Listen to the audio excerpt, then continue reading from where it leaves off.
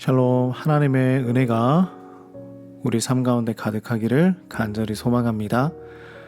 민수기 27장 1절에서 11절 말씀을 함께 나누겠습니다. 사회적 약자라는 말이 있습니다. 사회적으로 불리한 위치에 있는 사람들을 의미하죠. 그런데 가끔은 이런 말 자체가 모순이라 생각이 듭니다. 정말 이 말 한마디로 약자로 만들어버리는 것은 아닌가? 그리고 이 한마디의 단어가 우리를 나누어 버리는 것은 아닌가 생각합니다. 이러한 고민을 해보며 소외받은 자들을 하나님이 어떻게 대하고 계실까, 이 성경을 통해서 함께 나누어 보기 원합니다. 슬로보앗의 딸들이 모세를 찾아왔습니다. 이 여인들은 누구일까요? 므낫세 지파에 속한 사람 중에 아들이 없이 딸만 5명을 남기고 죽은 사람이 있었습니다. 그 사람의 이름이 바로 슬로보앗이죠. 이 여인들이 모세를 찾아온 이유는 바로 아버지의 유산 상속 때문이었습니다. 이때 당시의 문화는 아들이 아버지의 유산을 받는 것이 전통이었죠. 그러면 여성들은 아버지나 남편에게 속한 존재로 살아가야 했습니다. 그래서 딸들은 이야기합니다. 아버지가 아들이 없이 죽었지만 그의 이름으로 불려지는 땅은 있어야 한다고 요청합니다. 또 하나는 자신들의 아들들이 할아버지의 이름을 이어받게 될 것을 이야기하죠. 그래서 이 간청을 들은 모세는 하나님에게 묻습니다. 하나님께서는 그 딸들의 말이 맞다고 하시죠. 그녀들의 손을 들어주는 것입니다. 그리고 그녀들에게 아버지의 몫으로 정해지는 땅을 주라고 말씀하시죠. 그리고 이어서 아들이 없이 죽은 사람들은 어떻게 상속을 받아야 하는지 우선순위를 정해주십니다. 율법을 새로 만들어주시는 것이죠. 순서는 이렇습니다. 아들이 없을 경우에 딸이 받고, 딸도 없으면 죽은 본인의 형제들, 그리고 또 형제가 없으면 죽은 자의 아버지의 형제들, 아버지의 형제들도 없으면 남은 친족 중에 가장 가까운 남자 순으로 받는 것입니다. 이렇게 자세하게 말씀해 주시는 이유는 무엇일까요? 하나님은 공의로우신 분임을 우리에게 보여주시는 것이죠. 우리의 형편과 처지를 살펴보신다는 것입니다.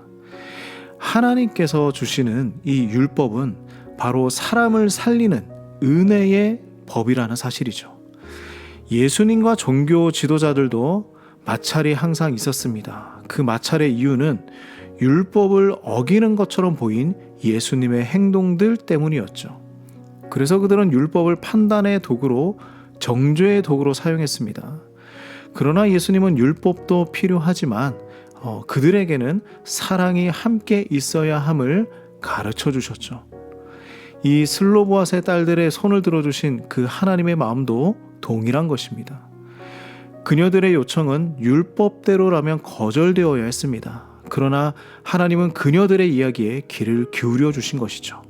형편과 처지를 살펴봐 주신 것입니다.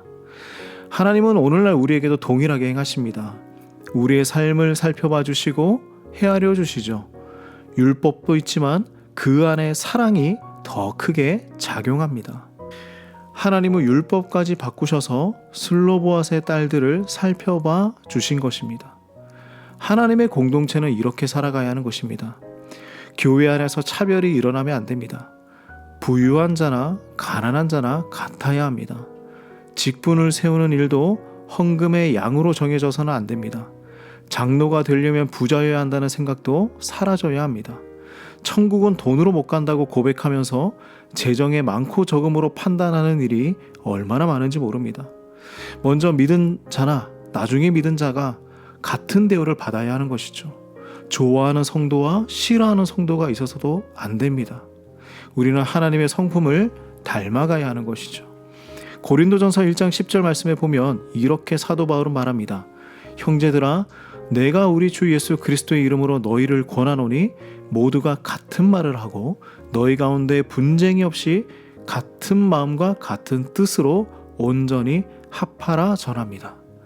약하다고 가난하다고 무시할 수 있는 권리는 그 누구에게도 주지 않으셨습니다. 하나님은 소외되고 외면되었던 그 여성들의 소리에 귀를 기울이셨고 뜻을 이루어 주셨습니다. 우리가 고통 가운데 있을 때도, 아픔 가운데 있을 때도 동일하게 우리의 손을 잡아 주실 것입니다. 하나님께서 보여주신 대로 우리도 약한 자의 목소리에 귀를 기울이고 하나님의 백성답게 살아가기를 간절히 소망합니다. 하나님, 우리를 있는 모습 그대로 받아주셔서 감사합니다. 우리의 사회적 위치나 성품이나 재정의 유무와 상관없이 사랑해 주시고 구원해 주셔서 감사합니다. 그 크신 사랑을 날마다 기억하며 우리가 받은 은혜를 나누어 주며 살아가는 사람으로 살게 하여 주시옵소서. 나도 어렵지만 그 가운데서도 선을 행하고 하나님의 사랑을 전하는 여유 있는 삶을 살아가게 하여 주시옵소서. 오늘도 수많은 사람을 만납니다. 우리가 만나는 모든 사람을 동일하게 대하게 하시고 세상적인 시선으로 사람을 판단하지 않도록 우리를 지켜 보호하여 주시옵소서. 오늘 이 하루도 하나님의 손에 올려드립니다. 하나님의 뜻대로 우리의 삶을 인도하여 주시옵소서. 예수님의 이름으로 간절히 기도드립니다. 아멘.